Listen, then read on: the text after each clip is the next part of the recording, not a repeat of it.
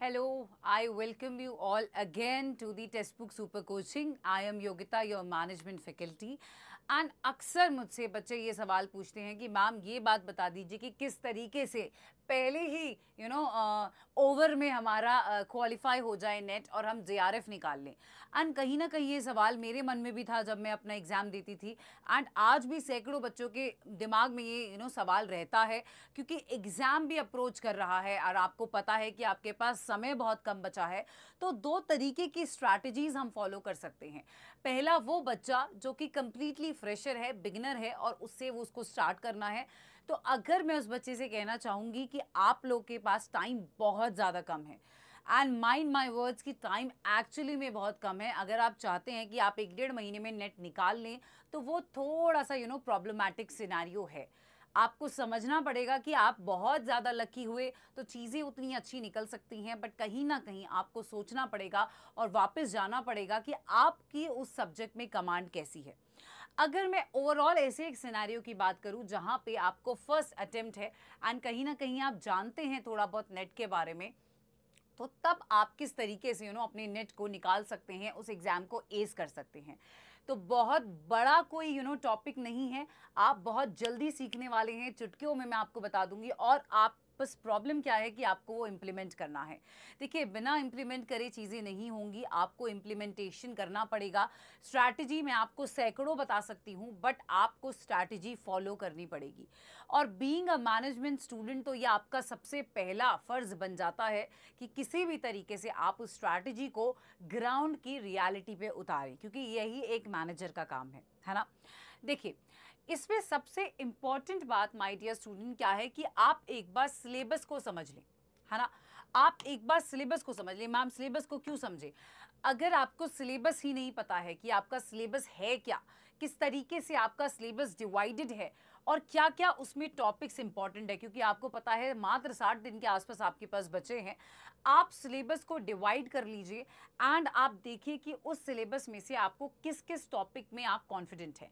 मतलब आपको पता है कि आपको पेपर 1 एंड पेपर 2 का सिलेबस दोनों का निकालना है, अपनी स्टडी टेबल पे या अपनी वॉल पे चिपकाना है, याद रखिएगा। एंड उसके बाद आपको क्या करना है, आपको दोनों के सिलेबस को पढ़ना है एंड बाइफिकेट करिए कि कौन सी यूनिट्स आपको कंपैरेटिवली इजी लगती हैं एंड जो यूनिट्स आपको हार्ड लगती हैं।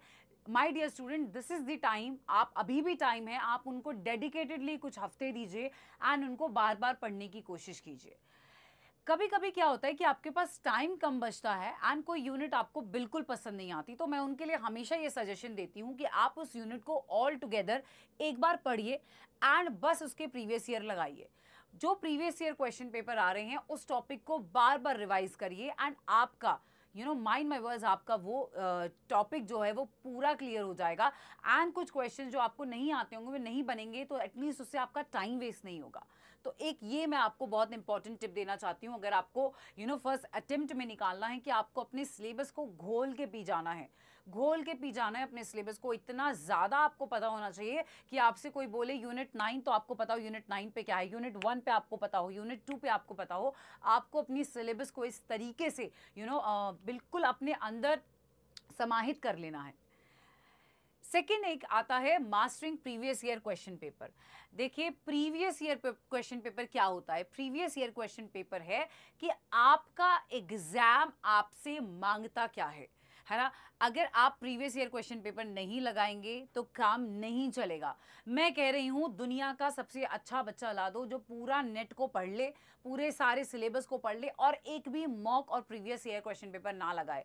बहुत मुश्किल है, बहुत रेयर चांसेस है कि वो बच्चा सक्सीड करेगा। आई एम टेलिंग यू, इतने इंपॉर्टेंट हो जाते हैं आपके previous year question paper and इतना इंपॉर्टेंट हो जाता है आपका मॉक, है ना। अगर आपने प्रीवियस ईयर क्वेश्चन पेपर लगाए, आप मुझसे पूछेंगे मैम कितने लगाएं, मैं आपको अभी सजेस्ट करूंगी कि आप 5 to 6 ईयर्स के लगाइए।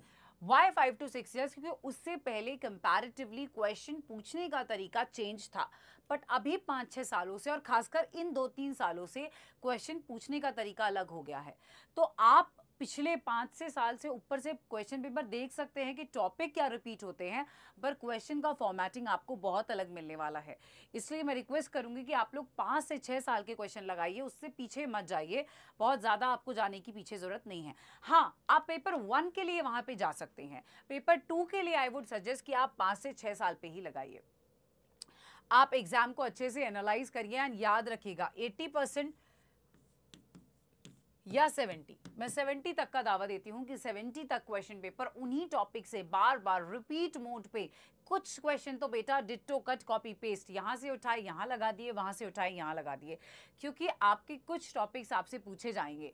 अगर आप मैनेजमेंट पढ़ रहे हैं तो ऐसा नहीं होगा कि एनटीए या यूजीसी नेट कोई नया पेपर बना देगा। कुछ ऐसे टॉपिक हैं जो एक मैनेजमेंट स्टूडेंट को पता होने चाहिए एंड वो आपसे वो पूछेगा ही पूछेगा। तीसरा मैं आपके लिए पॉइंट लेके आई हूँ बैलेंस पेपर 1 एंड पेपर 2। देखिए, मैं एक पेपर 2 की फैकल्टी हूँ, मैं आप लोगों को मैनेजमेंट पढ़ाती हूँ, तब भी मैं आपको ये बात बोलूँगी कि आपको पेपर 1 पे बहुत ज़्यादा फोकस करना है, क्योंकि आप इस पे बड़ा बड़ा लिख लीजिए कि पेपर 1 बहुत स्कोरिंग होता है। पेपर 1 बहुत स्कोरिंग होता है and paper 2 comparatively lesser scoring होता है। क्यों? क्योंकि पेपर 2 की इतनी बुक्स हैं, ऐसा नहीं है पेपर 1 की बुक्स नहीं है, बट पेपर 1 में वो आपसे पीएचडी नहीं करवाएगा, आपसे पीएचडी वो आपके कंसर्न सब्जेक्ट में कराता है।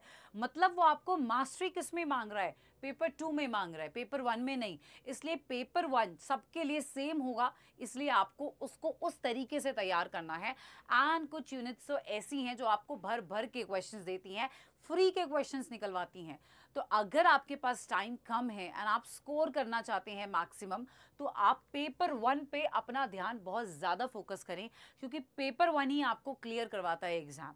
पेपर 2 तो ठीक है, बट पेपर 1 जो मार्क्स में फ़र्क आता है ना लोगों के बीच में, जो लोगों के बीच में मार्क्स में फ़र्क आता है, वो एक्चुअली पेपर 1 के बेसिस पे आता है। And I have seen people scoring such beautiful marks in paper 1। आगे एक बहुत बड़ी ज़रूरी है कि आपको नोट मेकिंग टेक्निक पे ध्यान देना पड़ेगा। देखिए, अभी वो टाइम गया कि आप लंबे लंबे बड़े बड़े चिट्ठे पढ़ लें, आप नहीं पढ़ सकते। आप अभी छोटे छोटे नोट्स बनाइए, छोटे छोटे कंसेप्चुअल नोट्स बनाइए। जो भी मेरे से पढ़ता है उनको पता है कि जब भी मैं टॉपिक समराइज करती हूँ तो कैसे उसकी फ्लो चार्ट्स बना देती हूँ अपनी क्लास में। अगर आप लोग वैसे नहीं कर रहे हैं, कोई प्रॉब्लम नहीं है, आप खुद से भी, आप इतने बड़े स्टूडेंट हैं, आप खुद से किसी भी टॉपिक के छोटे छोटे फ्लो चार्ट्स बनाइए। सपोज करिए आप एक्सपोर्ट का प्रोसीजर पढ़ रहे हैं, तो एक्सपोर्ट के प्रोसीजर को एक पूरा समराइज करिए एंड एक पेज के अंदर उसको फ्लो चार्ट में डिवाइड कर दीजिए इस तरीके से।